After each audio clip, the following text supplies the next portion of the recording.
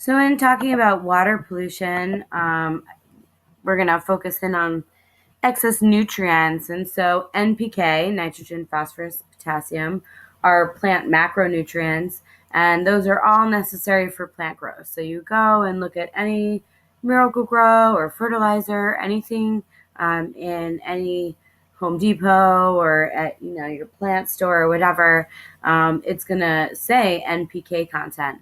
However, we are most concerned about phosphorus and nitrogen as water pollutants because those are actually the ones that can do some real damage. And so um, they cause growth of aquatic plants and algae when in surface water, such as any kind of lake, river, or let's say the Gulf of Mexico, which we'll talk about in a little bit. Um, and we call this cultural eutrophication. So, eutrophication is literally just excess nutrients, where cultural eutrophication is excess nutrients from humans. So, it's like anthropological. And so, it's important to remember that eutrophication is really just excess phosphorus and nitrogen, excess nutrients.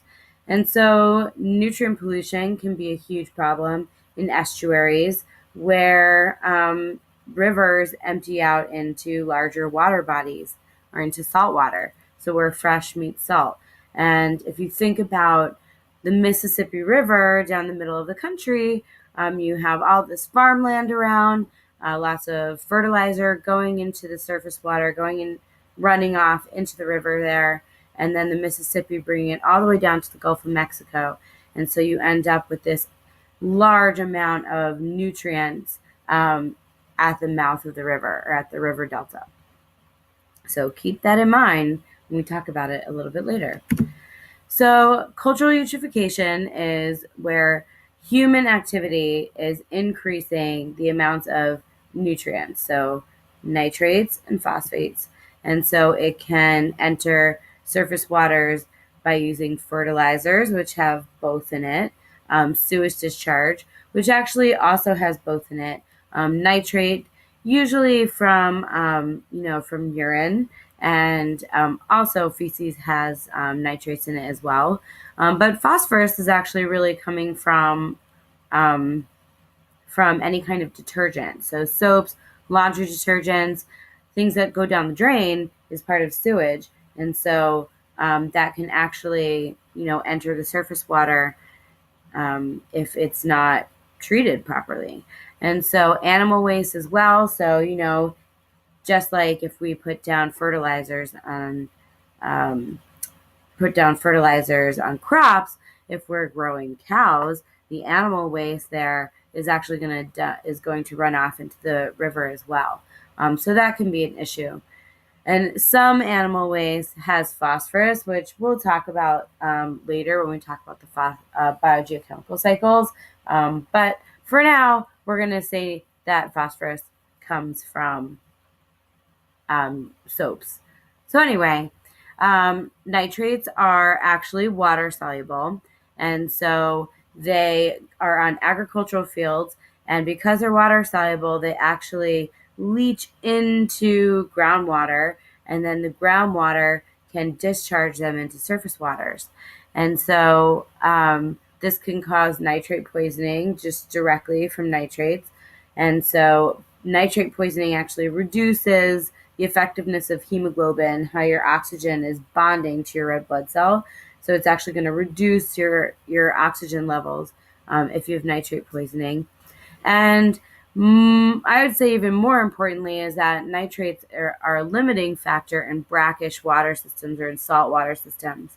And so nitrates are going to limit the population growth. So however many nitrates there are, that's what my aquatic plants are going to be, or my algae. So if I have more nitrates, I'm going to end up with more algae, which is not a good thing, as we'll see in a little bit. Phosphates, on the other hand, are not water soluble, And so they are, instead of going into the groundwater, they're actually adhering to the soil particles.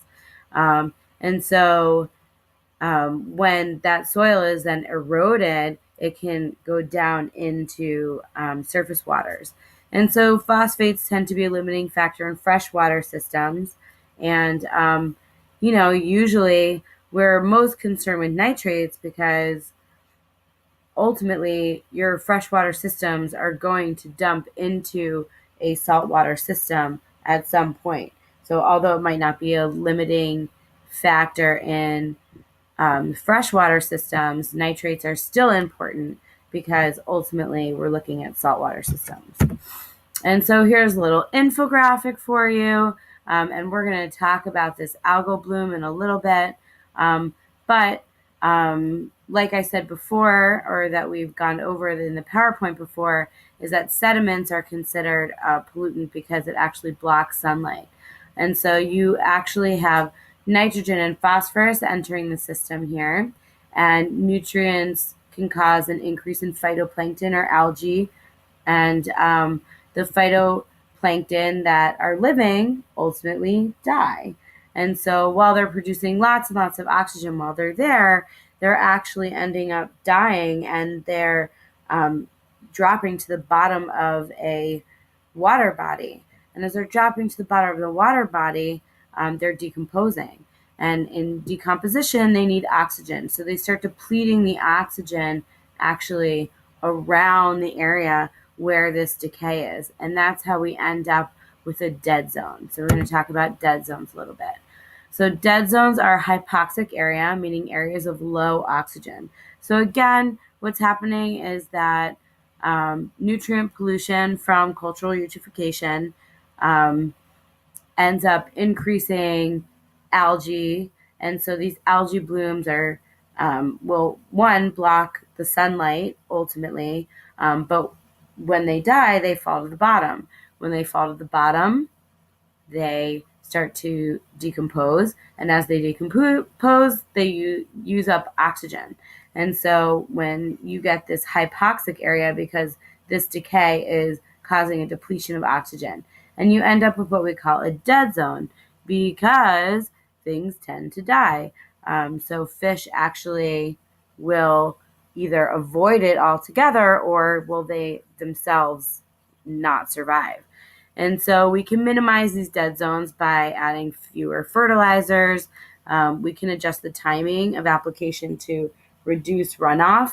So, if we look at the weather forecast and it's going to be raining, perhaps we won't fertilize the day before.